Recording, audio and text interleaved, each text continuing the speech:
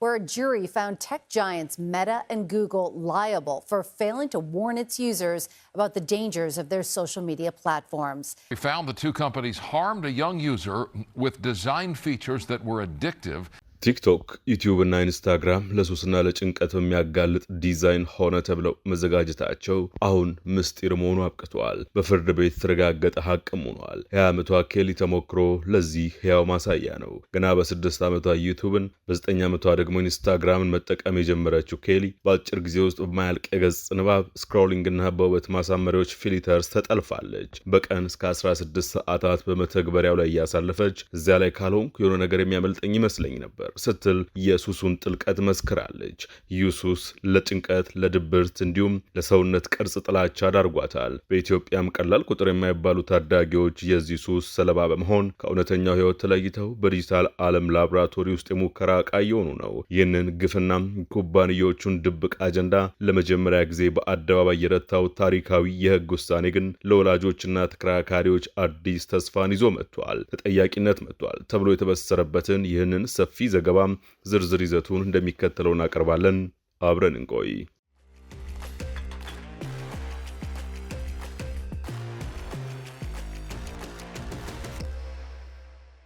አንዲት የ20 ዓመት ወጣት ሜታና የጎግል ንብረት የሆነው ዩቲዩብ መተግበሪያዎቻቸውን ታዳጊዎችን ለሱስና ለጉዳት በሚያጋልጥ መልኩ ቀርጸዋል በሚል በቀረበባቸው ታሪካዊ ክስ አሸንፋቸዋለች። የዳኞች ቡድን የኢንስታግራም ባለቤት የሆነው ሜታና ዩቲዩብ ሕፃናትና ታዳጊዎችን ለሚጎዳ ምርት ስራ ላይ በመዋላቸውና ስለነዚህ አደጋዎች ማስጠንቀቂያ ባለመስጠታቸው በለሸልተኝነት ጥፋተኛ መሆናቸውን አረጋግጧል። ይህ ውሳኔ በታሪካቸው በመድረኮቻቸው ለሚቀርቡ ይዘቶች ተጠያቂ እንዳይሆኑ ጥበቃ ይደረግላቸው ለነበሩ እነዚህ ኩባንያዎች ከባድ ቅጣት ሆኖባቸዋል። የዳኞች ቡድኑ ኩባንያዎቹ ለከሳሿ ኬሊ ጂኤም በአጠቃላይ $3 ሚሊዮን እንዲከፍሉ አዟል።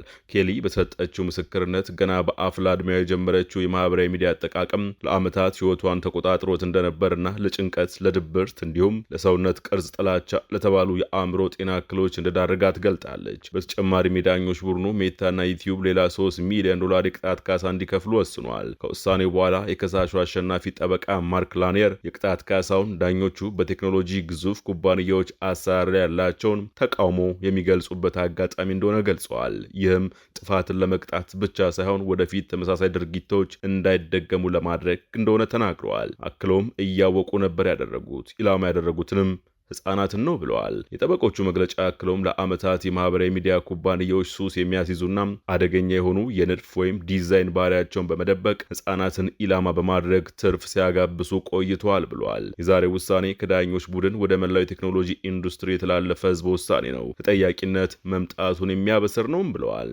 የኬሊ ክስ ትኩረቱን በሜታና ዩቲዩብ መተግበሪያዎች ላይ በሚሰፍሩ ይዘቶች ላይ ከማድረግ ይልቅ በራሳቸው በመተግበሪያዎቹ አወቃቀር ላይ በማድረጉ ማህበራዊ ሚዲያ ኩባንያዎችን በሰፊው ሲጠብቅ የቆየውና የ1996 የመገናኛ ብዙሃን ጨዋነት አዋጅ ክፍል የሆነውን ሴክሽን 230 የተባለውን የረዥም ጊዜ የህግ ጥበቃ ለማለፍ ሞክሯል። 7 ሳምንታት በፈጀው የችሎት ሂደት ላይ ኬሊ በሰጠችው ምስክርነት ዩቲዩብ ቪዲዮዎችን ማየት የጀመረችው በ6 ዓመቷ እንደነበርና በ9 ዓመቷ ደግሞ የኢንስታግራም አካውንት እንደከፈተች ተናግራለች። ኬሊና ጠበቆቿ እንደገለጹት 10 ዓመት ሳይሞላት ከ200 በላይ ዩቲዩብ ቪዲዮዎችን የጫነች ሲሆን 15 ዓመት ከመሙላቷ በፊት ደግሞ 15 ኢንስታግራም አካውንቶችን ከፍታ ነበር። የኬሊ ዋና ጠበቃ ላኒየር እንደተናገሩት በአንድ ቀን ብቻ እስከ 16 ሰዓታት በኢንስታግራም ላይ ተሳልፍ ነበር።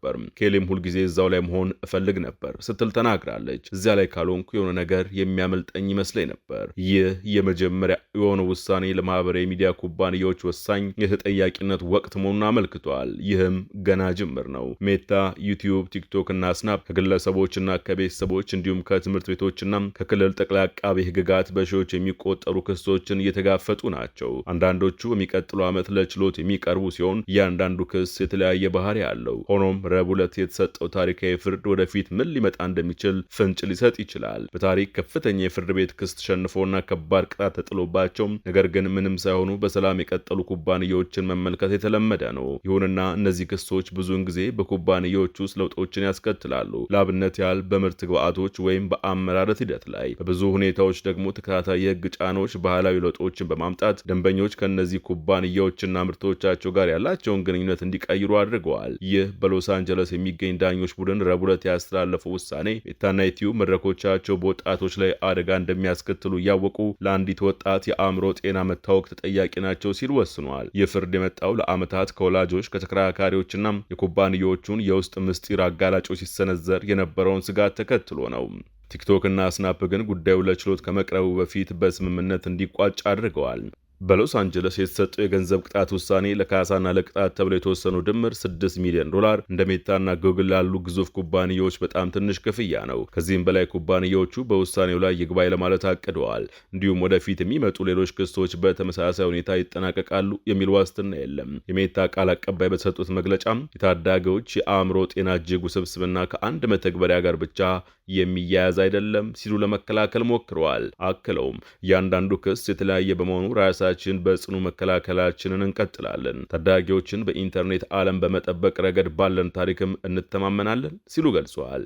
ጉግል ቃል አቀባይ ሆሴ ካስቴንዳ በሰጡት መግለጫ ክሱ በኃላፊነት ስሜት የተገነባ የቪዲዮ ማሰራጫ እንጂ የማህበራዊ ሚዲያ ድረገጽ ያልሆነውን ዩቲዩብን በተሳሳተ መንገድ የተረዳ ነው ብለዋል። ይሁን እንጂ ውሳኔው ማህበራዊ ሚዲያ ኩባንያዎች በተጠቃሚዎች ላይ ለሚያሳድሩት ተጽዕኖ ከተጠያቂነት ነፃ እንዳልሆኑ ያረጋገጠ ነው። በተጨማሪም ይህ ውሳኔ የተሰጠው በኒው ሜክሲኮ የሚገኝ ዳኞች ቡድን ሜታ በመድረኮቹ ላይ የሚፈጽመውን የህፃናት ወሲባዊ ብዝበዛ መከላከል ባለመቻሉ $375 ሚሊዮን እንዲከፍል ካዘዘ ከአንድ ቀን በኋላ ነው። እነዚህ ውሳኔዎች በአንድነት ሲታዩ በፍርድ ቤቶች፣ በኮንግረስ ወይም በሌሎች መንገዶች በታላላቅ የቴክኖሎጂ ኩባንያዎች ላይ ከፍተኛ ለውጦች እንደሚመጡ ጠቋሚ ሊሆኑ ይችላሉ። የቴክኖሎጂ ግዙፍ ኩባንያዎች ለዓመታት ከተጠቃሚዎች ደህንነት ጋር በተያያዙ ጉዳዮች ላይ ከህጋዊ ተጠያቂነት ሲያመልጡ ቆይተዋል። ይህ ሊሆን የቻለው ሴክሽን 230 በሚባለው ህግ አማካይነት ሲሆን ይህም ህግ ኩባንያዎቹ በድረገጾቻቸው ላይ ሌሎች ወገኖች ለሚያሰፍሩት ወይም ለሚያጋሩት ይዘት ተጠያቂ እንዳይሆኑ ጥበቃ ስለሚያደርግላቸው ነው። ነገር ግን ኬሊ በተባለች አንዲት ወጣት የቀረበው የሎስ አንጀለስ ክስ አዲስ የህግ መላን የሞከረ ነበር። ይህም ማህበራዊ ሚዲያ ኩባንያዎችን ተጠያቂ ያደረገው በሚያስተናግዱት ይዘት ሳይሆን በመድረኮቻቸው የዲዛይን ውሳኔዎች ምክንያት ለሚደርሱ ጉዳቶች ነው። የኬሊ ጠበቆች ማለቅ የሌለውን የገጽ ንባብ፣ ስክሮል፣ ራሳቸውን በራሳቸው የሚከፍቱ ቪዲዮዎች፣ አውቶፕሌይና የውበት ማሳመሪያዎች ቢዩቲ ፍሊተርስ እንደ ምሳሌ ጠቅሰዋል። እነዚህን መሰል አገልግሎቶች ኩባንያዎቹ እንዲለውጡ ወይም ለታዳጊዎች እንዳይፈቅዱ እንዲገደዱ ተሟጋቾች ተስፋ ያደርጋሉ። የዳኞች ቡድኑም በዚህ ተስማምተዋል። ከ12ቱ ዳኞች መካከል 10ሩ ኩባንያዎቹ መድረኮቻቸውን በቸልተኝነት እንደነደፉ፣ ሊመጡ ስለሚችሉ አደጋዎች ለተጠቃሚዎች ማስጠንቀቂያ እንዳልሰጡና ለኬሊ የአእምሮ ጤና መታወክ ከፍተኛ ድርሻ እንደነበራቸው ወስነዋል። የተወሰኑ የካሳ ክፍያ ከሳሾች ከጠየቁት ያነሰ ቢሆንም ለኩባንያዎቹ ባይሆን እንኳን ለኬሊ ግን ትልቅ ገንዘብ መሆኑን ጠበቃ ጄን ኮንሬ ገልጿል። ነገር ግን ለቀጣይ ክሶች ይበልጥ አስፈላጊ የሆነው ነገር እኛ የፈለግነው አዎ የሚል ምላሽና የህግ መላችን ትክክል መሆኑን ማረጋገጥ ነበር ሲሉም በሲመንስ ሃንሊ ኮንሬ የህግ ድርጅት አጋርና የችሎት ቡድኑ አባል የሆኑት ኮንሬ በቃለ መጠይቃቸው ተናግረዋል። የሜታ አክሲዮን ሐሙስ ዕለት ወደ 8% ገደማ ቀንሶ ያለ ሲሆን የጉግል አክሲዮን ደግሞ 3% ቅናሽ አሳይቷል። በአጠቃላይ ለገበያው አስቸጋሪ ቀን የነበረ ቢሆንም እነዚህ ኩባንያዎች አክሲዮን መውረድ ከሌሎች መሰል የቴክኖሎጂ ኩባንያዎች በበለጠ ጎልቶ ታይቷል። የከሳሽ ጠበቃና የላኒየር የህግ ድርጅት መስራች ማርክ ላኒየር በሰጡት መግለጫም የውሳኔ ያለምንም ተጠያቂነት የመንቀሳቀሻ ዘመን ማብቃቱን ለመላው ኢንዱስትሪ ግልጽ መልእክት ያስተላለፈ ነው ብለውታል። የውሳኔ የህግ ቡድኖቹ በክስ ሂደቱ ወቅት የተገኙ ማስረጃዎችን፣ የኩባንያ ስራ አስፈጻሚዎችና ምስጢር አጋላጮችን ቃል እንዲሁም የውስጥ ሰነዶችና ጥናቶችን ጨምሮም በቀጣይ ችሎቶች ላይ እንዴት መጠቀም እንደሚችሉ ለመወሰን ይረዳቸዋል። በሚቀጥለው ቤልዌዘር ተብሎ የሚጠራውና ለሌሎች ክሶች አቅጣጫ ጠቋሚ በሆነው ክስ በአንድ ታዳጊ ወጣት የቀረበው ጉዳይ በዚህ ዓመት መጨረሻ ላይ ለችሎት ይቀርባል። ይህ ስልታችንን በእጅጉ እንድንቀርጽ ወይም እንድናለዝብ ይረዳናል ያሉት ኮንሮይ እንዲህ አይነቱን ክስ ለመስረት በሚሊዮኖች የሚቆጠሩ የውስጥ ሰነዶችን በጥንቃቄ መመርመር እንደሚጠይቅ አክለው ገልጿል። እያደረግን ያለነው የትኞቹን ሰነዶች ስንጠቀም እንደነበር መተንተንና የትኞቹ ሰነዶች የበለጠ ተጽዕኖ እንደሚፈጥሩና ለምን እንደሆነ በግልጽ መለየት መቻላችን ነው ብለዋል። ብለዋል። ማክሰኞ ዕለት በኒው ሜክሲኮ የዳኞች ቡድን የተላለፈውና ሜታ በመድረኮቹ ላይ የሚፈጽመውን የህፃናት ወሲብ ብዝበዛ መከላከል ባለመቻሉ ተጠያቂ ነው የሚለው ውሳኔ ሌሎች የክልል ክሶችም እንደ መመሪያ ሊያገለግል ይችላል። ሜታ በዚህ የኒው ሜክሲኮ ውሳኔ ላይም ይግባኝ ለማለት አቅደዋል። የማህበራዊ ስነልቦና ባለሙያና ዘ አንጂየስ ጀነሬሽን የተሰኘው መጽሐፍ ደራሲ ጆናታን ሃይዴት ለሲኤንኤን ሲናገሩ ሁሉንም አንድ ላይ ሲደምሩት በ100 ቢሊዮን የሚቆጠር ዶላር ሊሆን ይችላል። ይህ ደግሞ የሜታን ትኩረት የሚስብ ይመስለኛል።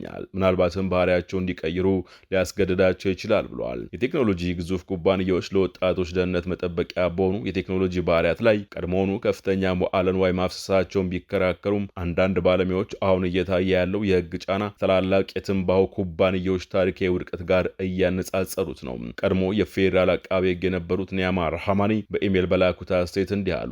በአውሮፕላኖች ውስጥ የሲጋራ ማጨሻ ቦታዎች የነበሩበትን ጊዜ ለማስታወስ የሚያስችል ዕድሜ ያለኝ። አሁን ግን በክሶች ምክንያት ሲጋራ የሚገዛ ማንኛውም ሰው በማሸጊያው ላይ ሁሉ የካንሰር ማስጠንቀቂያዎችን ያያል።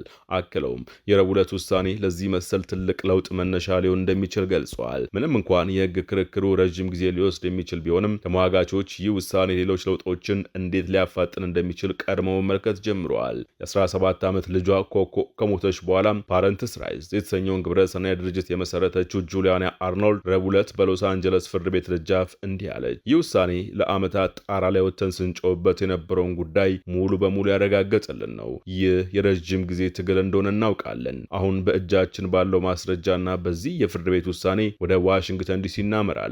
ከህግ አውጪዎቻችንም ልጆቻችን በኢንተርኔት ዓለም ደህንነታቸውን የሚጠብቅ ጥበቃና ህግ እንዲያወጡ እንጠይቃለን። ለዓመታት የተሟላ ኢንተርኔት ደህንነት ህግ እንዲወጣ ሲወተውቱ የቆዩ የአሜሪካ ህግ አውጪዎች ምንም እንኳን ጥረታቸው ለዓመታት ሳይሳካ ቢቆይም የረቡዕ ዕለት ውሳኔን እንደ ምክንያት በመጠቀም ባልደረቦቻቸው ህጉን እንዲያጸድቁ ጥሪ እያቀረቡ ነው።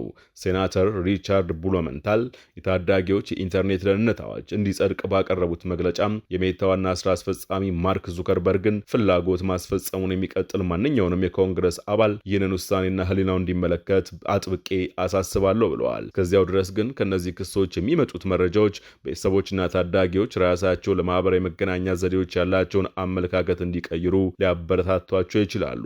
ጆናታን ሃይድ ሲገልጹም ቀደም ሲል የነበረን ግንዛቤ ይህ የማይቀር ጉዳይ እንደሆነ ነበር።